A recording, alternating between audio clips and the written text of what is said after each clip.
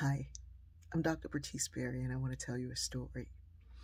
A few weeks ago, I started a little game with my granddaughter. I was teaching her my phone number, and growing up, our teaching began in the form of a song. We would spell our name, Bertice, Berry.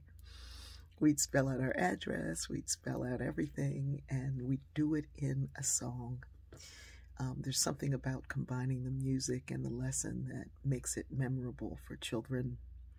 My granddaughter has been singing my phone number to anybody who will listen, which is okay. The other part of the game is that she'll go to another phone and dial, not just press the button with my picture on it, but dial out my number and then call me. And then we have a conversation that is steeped in, no, you say yes, please. And you say hello. And no, you don't. You say yes. Yes, you say yes. Ooh, good job.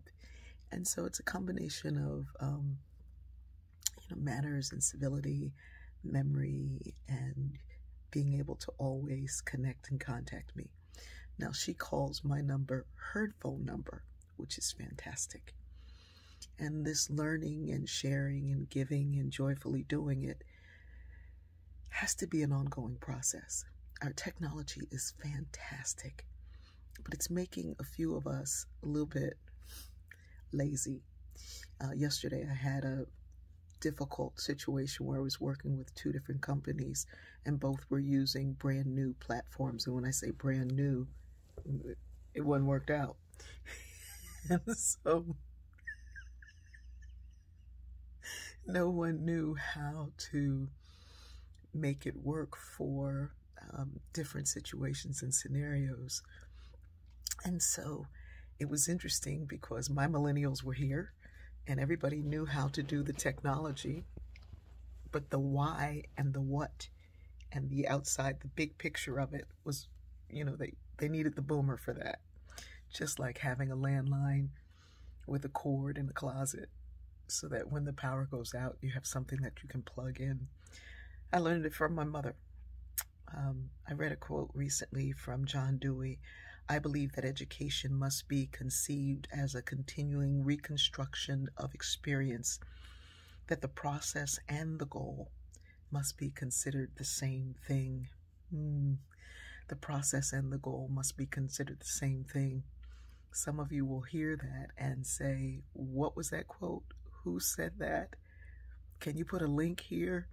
And then someone else will say, here's the link. We are so accustomed to just touching a screen and getting something that we can kind of look at and collect as if we actually processed it and learned it, that we think we call ourselves educated. And then when someone talks about education and research and processing, then other people in the room suddenly get defensive. Well, not all of us could go to school. That's not the point. Here's the point. Mark Twain said, the man who does not read good books has no advantage over the man who cannot read them.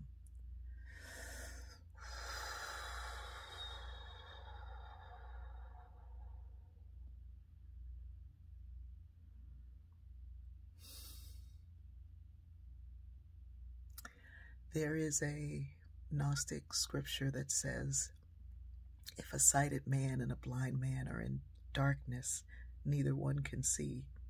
But when the lights come on, the sighted man can see. We are feigning ignorance as an excuse to do whatever we want to do. We have the ability, the technology, all the information has been cataloged and right there. And for some reason, we still want easy answers and half-baked solutions. Martin Luther King said, nothing pains some people more than having to think. There is an almost universal quest for easy answers and half-baked solutions. It's time that we do this thing of continuing to reconstruct the experience, that the process and the goal must be considered the same. It sounds like some big, haughty thing. It just isn't. It's learning and continuing to learn, finding the joy in the moment and doubling down on it the next. We've all been through enough to see better, to do better. The lights are on, y'all. Stop acting like you can't see. I love you.